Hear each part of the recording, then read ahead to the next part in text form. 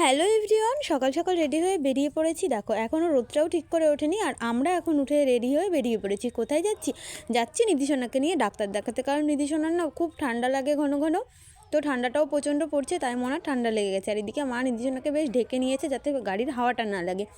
দেখতে দেখতে চলে এসেছি ডাক্তারের কাছে। এসে এখানে টোকন কেটে নিয়ে বসে আছি, আমাদের নাম্বারটা আসবে কখন সেই জন্যই ওয়েট করছি।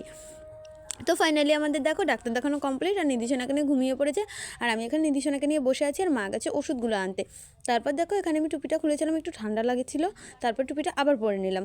তারপরে এখানে দেখো একটা কানপট্টিও কিনে নিয়েছি, হেডফোন কানপট্টি বলে এগুলোকে, বেশ পছন্দ হয়েছিল। তারপর এখানে হাতি ঘোড়া দেখছি, হাতি ঘোড়া দেখতে দেখতে আমরা এখন বাড়ির দিকে যাচ্ছি। না না, এগুলো সত্যিকারের না, এগুলো যে গাছগুলোকে কেটে বানানো হয় সেগুলোই। তারপর এখানে কি সুন্দর সবুজ মাঠ, আর এখন তো সর্ষের সময় প্রচুর সর্ষের ক্ষেতে ফুল ফুটেছে। তো আমি এখন এগুলো দেখতে দেখতে বাড়ি যাই, আর তোমরা আমার ভিডিওটা লাইক করে দিও। টাটা।